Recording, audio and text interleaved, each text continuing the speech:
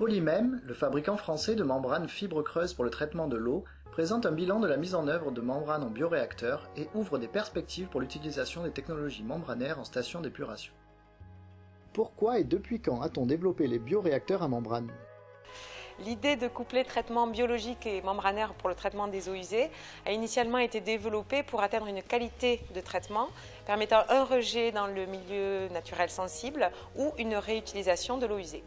Les premiers BRM ont été développés dans les années 70 et fonctionnaient en filtration interne-externe, tangentielle, sur membrane tubulaire ou céramique, dans une boucle externe au bioréacteur. Quelles ont été les évolutions des BRM par la suite ? Dans les années 80, les BRM en membrane organique immergée, c'est des membranes fibres creuses ou des membranes planes sur support textile, ont été développés pour répondre aux mêmes objectifs avec un système hyper compact et moins onéreux à l'investissement. Toutefois, des évolutions ont dû être apportées pour pallier aux problèmes de colmatage des membranes, de gestion des pics et de maintenance des membranes. L'ajout d'un bassin tampon et ou l'ajout de membranes est aussi parfois nécessaire, ce qui a un impact sur l'encombrement et sur le prix d'investissement et d'exploitation de ces installations, notamment pour le remplacement des membranes. Malgré le support textile qui donne un caractère incassable aux membranes, une incertitude demeure sur la durée de vie des membranes qui est donnée entre 7 et 10 ans et aussi une incertitude sur le taux réel d'abattement des bactéries et virus tout au long de la vie des membranes. En effet, dans les faits, le matériau organique ultrafiltrant est assez rapidement délaminé du support textile. Le problème de la consommation énergétique reste aussi sensible, même si des évolutions ont permis d'optimiser l'aération des membranes en séquence. Le coût énergétique associé reste le premier poste de dépense dans l'exploitation des membranes en BRM. Outre les BRM, quels sont les enjeux en traitement des eaux usées qui seraient solutionnés par les membranes ?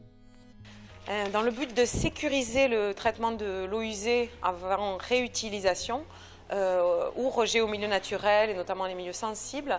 Dans plusieurs pays, le traitement membranaire est utilisé en traitement tertiaire et c'est souvent préféré à la solution des bioréacteurs à membrane.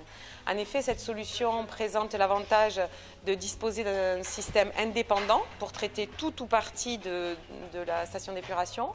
Cela permet d'obtenir des flux similaires à ceux utilisés en traitement d'eau naturelle.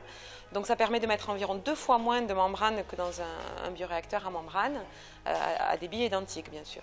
Ça permet aussi de faciliter la maintenance, le contrôle d'intégrité et d'optimiser les réparations. Donc la durée de vie est vraiment tenue avec l'abattement bactériaux et virus qui est garanti. Enfin, ça permet de réduire au minimum l'aération requise pour les membranes qui engendre donc une très faible consommation d'énergie. Enfin, le traitement des polluants émergents, qui est une problématique d'actualité, est en cours de développement et fait appel aux membranes, des membranes d'ultrafiltration, mais aussi de nanofiltration ou d'osmose inverse, pour leur capacité à retenir, selon le choix de la taille des pores, des molécules de toute taille.